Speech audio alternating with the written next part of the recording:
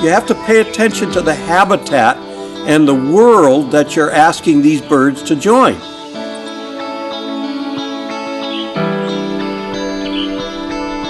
Vermont is a unique place that is wonderful for bird watchers and bird feeders. It would really be hard for me to say what my favorite bird is.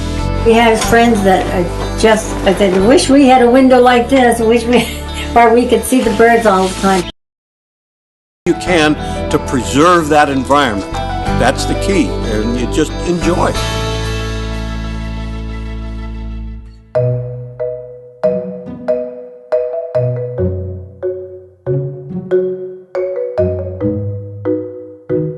You have to tailor the feeder to the type of bird that you want to attract. Plan on good sites for at least 2 feeders. This style for our smaller birds, and this style is a very good style for a larger bird because it has a good sized space between the perching area and where the bird reaches to actually get the seed.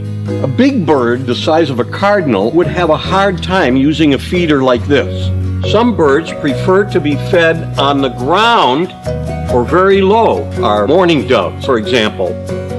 Squirrel-proof feeders have varying success. Some types use the weight of the squirrel to kind of shut the spigot, the seed availability off. Others have a baffle, like an inverted cone, that the squirrel supposedly cannot climb around. Squirrels are amazing acrobats. They merely climb up a nearby tree and jump.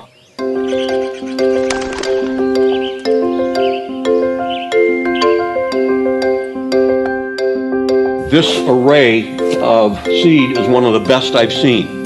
Mixtures are coming through now that are just wonderful, and they have almost everything in there that you want. Black oil sunflower seed is a staple for bird feeders because so many birds like black oil sunflower seed. So you want sunflower seed, and some of it should be striped.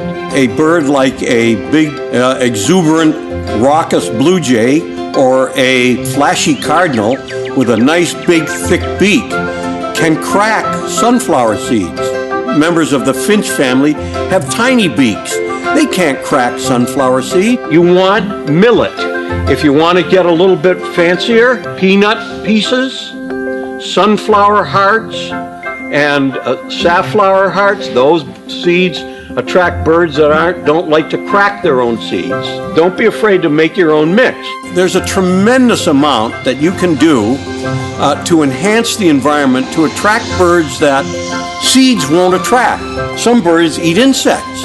Some birds eat fruit. We have Oriole come, hang out oranges, and they clean right out a half an orange.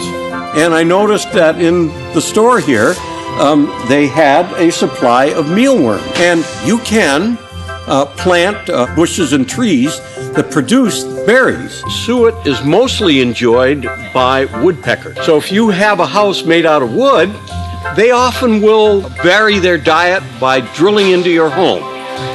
Yeah, you're doing a really good job, with your seeds. Kate does the job. Yeah. She does the bird stuff. Yeah, that's a really good array of seeds. I don't just say that lightly.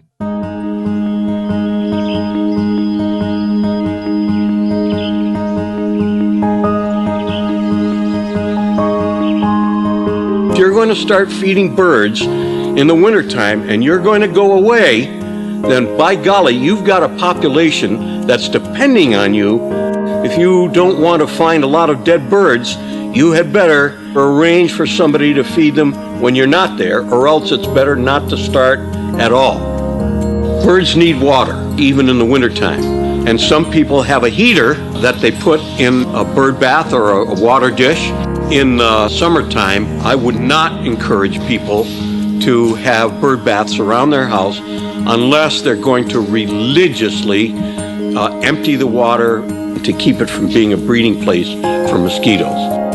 And one plea, if you have a cat, or if a neighbor has a cat, it's a death trap if that cat is allowed to go outside, because they will kill our songbirds. Don't let anybody tell you that putting a bell on a collar of a cat is going to warn the birds. Absolutely not. At the feeders, it doesn't take them very long to locate themselves strategically and being able to, get birds from a bird feeder. I just really enjoy seeing all the different birds coming to my bird feeder, and I think that many Vermonters are the same. If only we will feed the right seeds, have the right bird feeders, and have a suitable habitat so the birds can feel safe in coming to our feeders. If we do that, you've got fascinating play of colors and movement and enjoyment for hours.